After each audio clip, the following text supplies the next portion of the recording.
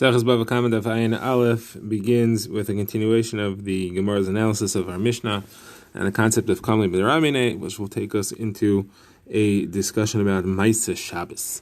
So let's begin. The Gemara is on our next line in the Mishnah. The Mishnah has said that if somebody steals a behema and he shechts it on Yom Kippur, he's still chayev because there's no chayev misa for Yom Kippur.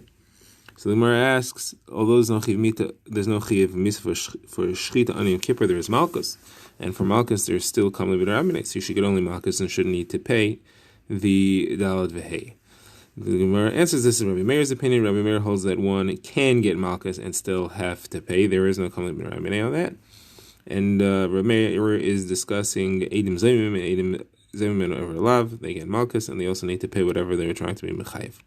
Smar asks, if it's Rabbi Meir, then everything else in the Mishnah doesn't make sense, because we had other cases in the Mishnah of Kamli B'Ramine, such as somebody who shechted on Shabbos, and there is Chayav Misa, and he doesn't have to pay because of Kamli B'Ramine. The problem is, according to Rabbi Meir, you're telling me he holds that he can get malchus and he can pay. So obviously he doesn't hold of Kamli B'Ramine. The Gemara says, no, Rabbi Meir holds of Kamli B'Ramine by Misa, but not by malchus. So although you need to pay if you get malchus, you don't have to pay if you get Misa. So Marasa, that's not true. You have a Mishnah that clearly says Rabbi Meir does not hold that you need to pay if you're mechayev benafshe. And the Gemara quotes the Brisa, where Rabbi Meir lists actually much of the things in our Mishnah, and he says that you chayev for all of them. So he says if somebody steals and shechs on Shabbos, steals and shechs for avodas zara, steals and shechs ashar and niskal, and all these five things, in all these four cases, he has to pay the dalad v'hei. Now, by Shar Niskal, the chiddush is that it's Isser Hana, so there's no value. So what would the dalad v'hei be? Then we'll speak about that later. So here you see clearly that Rabbi Meir, if somebody steals and shechs on Shabbos, he's mischayev b'nafshe, and Rabbi Meir says he chayev to pay the dalad v'hei anyway. So you see that he holds that way, and therefore he doesn't fit with our Mishnah. He can't be the ton of our Mishnah. Our Mishnah clearly says if somebody steals and shechs on Shabbos, he's pater from the dalad v'hei because kamli b'niramineh. Also, in this Brisa, the Chachamim argue, and they do say that you're pater, and that would seem to fit with our Mishnah. So the Gemara answers no. What's happening over here is something else. Really, Rabbi Meir holds that a person is pater if he gets misa because there is kamli b'drabineh. Here, the reason that you're chayiv is something totally, completely different. The Gemara quotes Rabbi Yaakov, the name of Rabbi Yechanan, some say Rabbi Yirmiyah, the name of Rabbi Shimon ben Lakish, and Rabbi Avin, and Rabbi Law, and the whole Chabura says the name of Rabbi Yechanan. The answer here is that we're talking about where the shechita was not done by the person who stole it. So the person who did the shechita, he is mischayev b'nafshe, he shechted on Shabbos. However, the person who stole it, he has to pay for it because he's not mischayev b'nafshe. So since someone else is mischayev b'nafshe, there's no kamli b'ramine. Someone says, I don't understand. You telling me someone else did the shechita, so why does the thief have to pay the dalad v'hei?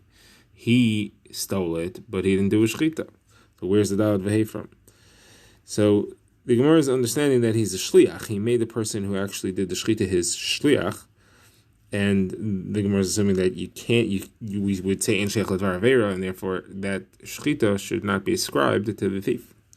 So Gemara answers, no. There's exeris akasav that he make a shliach. He's still chayav the dalad v'hei. So if Yankel steals and he makes a shliach to do the shechita, then Yankel is chayav for the dalad v'hei. Where do you see that? Because it says that Tvachai Mecharia puts the shechita and the sale together, just like a sale has to have another person involved, and still, because it requires the buyer, and still the seller is chayav the dal v'hei. So to shechita is if it has someone else involved and someone else is a shliach, he's still mischayev b'nafshay. That's one source. Rabbi Shimon learns in a brisa that there's an extra word oi.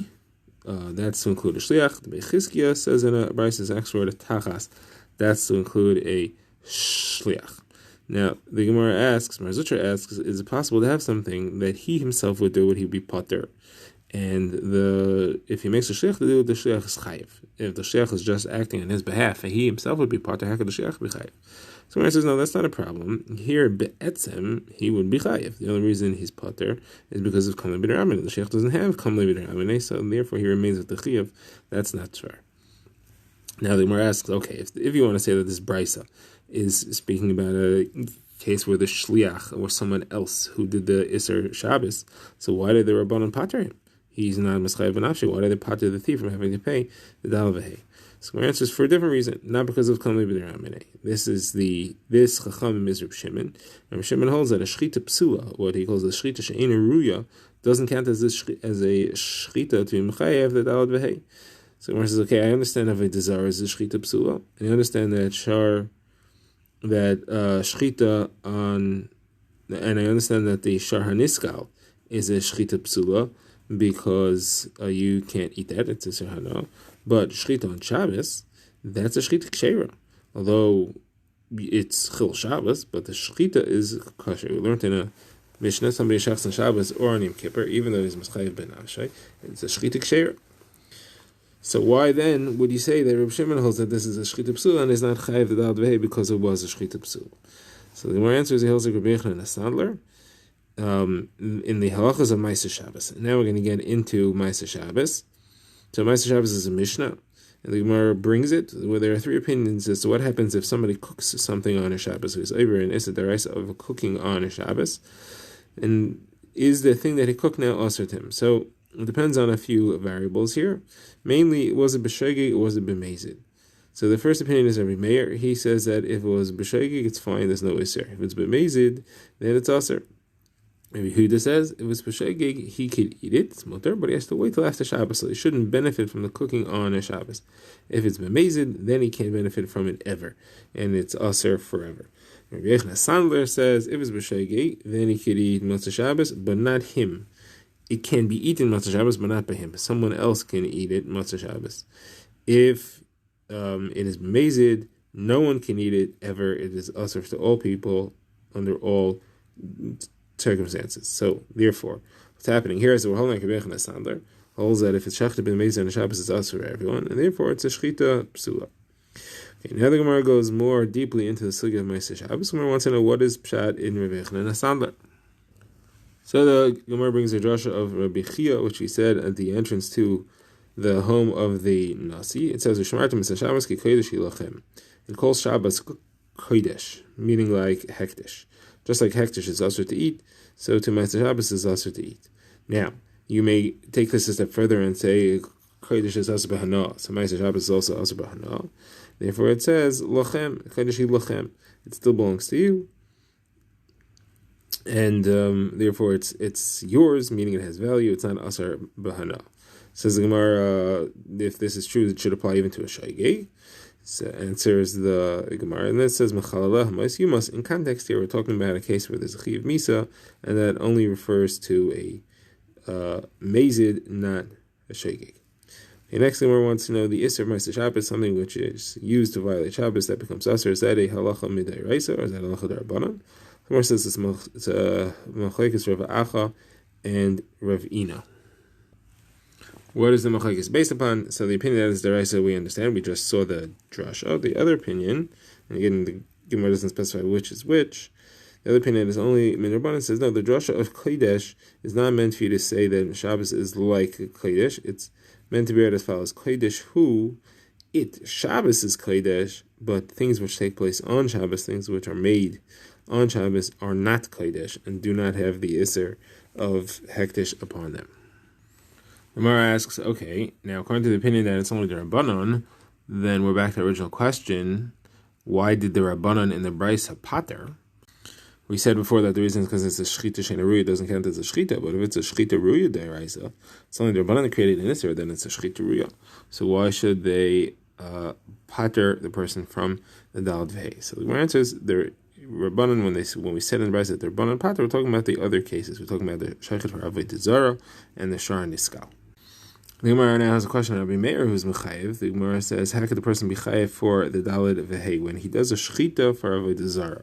So what happens? From the moment he begins to shecht, even before the shechita is completed, it already becomes nevad. It becomes a nishchat for avodah zara, and therefore becomes iser hana. Once it's iser hana, it doesn't belong to the owner anymore. Iser hana is valueless and can't have ownership. When the shechita is finished, that's when the dalad v'hei could try to be chayev, but the problem is then it doesn't have an owner anymore. So if it doesn't have an owner, it's not a stolen object. It can't be chayev the dalad v'hei. So why is there a chayev dalad v'hei?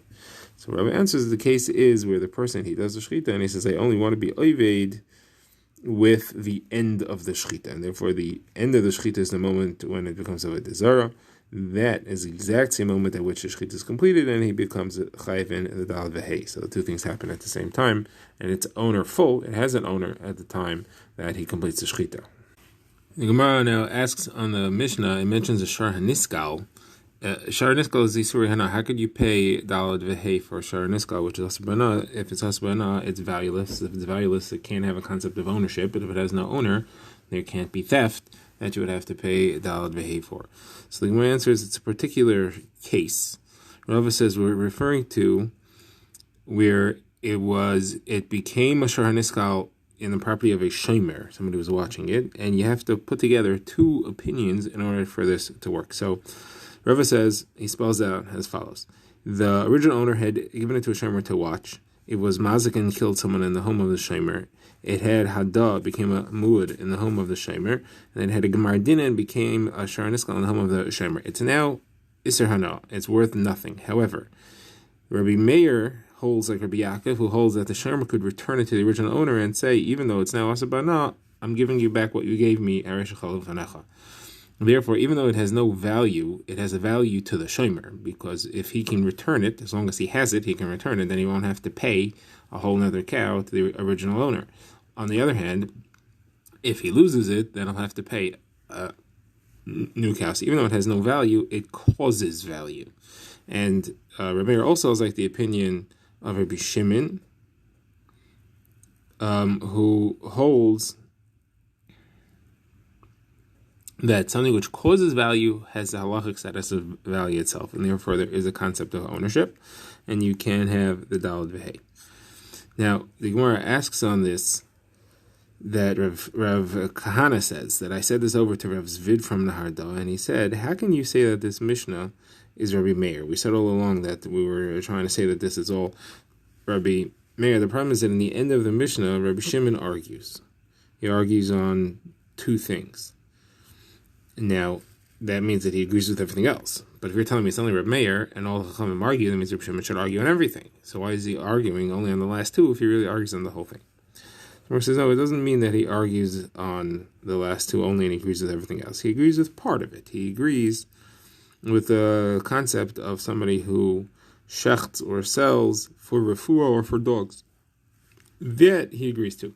But everything else he does not agree to, and that's because of the reasons we said of Kimlei B'Ramine. The Gemara now refers to the next part of the Mishnah where we said that if somebody steals from his father and then he shechts and he sells it, and then the father dies and he inherits the father. So does he have to pay or not? So it depends. If he sold it or shechted it before the death of the father, then it belonged to the father.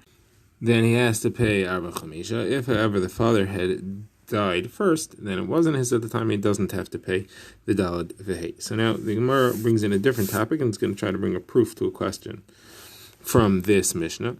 And that topic is brought by Rava, who says he asked Rav Nachman, if somebody steals a shar that belongs to two partners, and he did shchita, so now he should be chayiv dalad v'hei, but there was an argument about it, and he only admitted to one of them. He was moideh to one of them.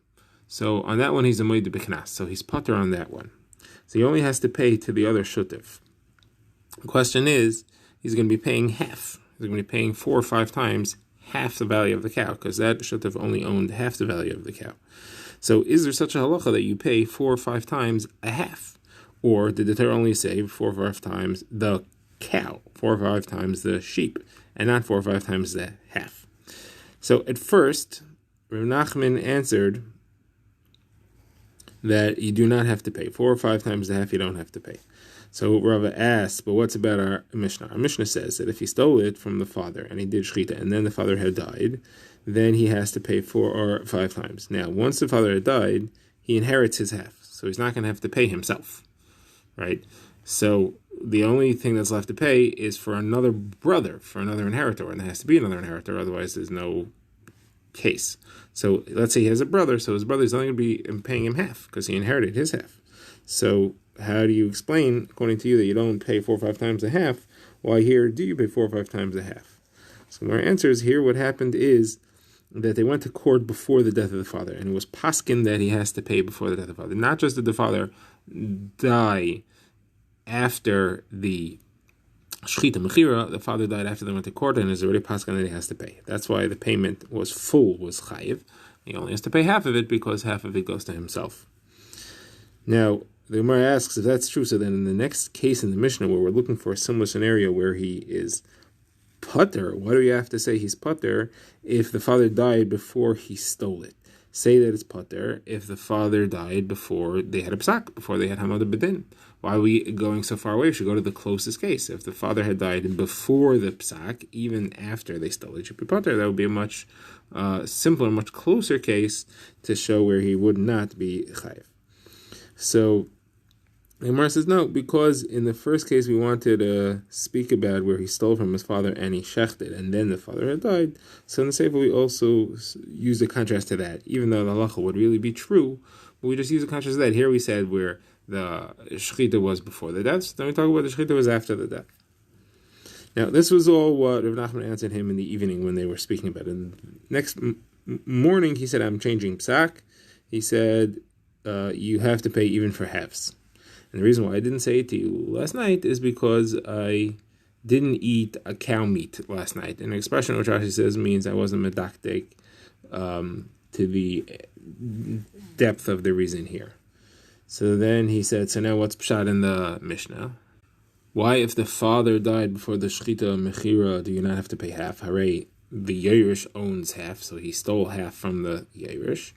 So it's not called a shchita be'isura. It's not called a shchita be'isur. He owns part of it, so it's not called a shchita be'isur. And therefore, there's no payment of the daled v'hei.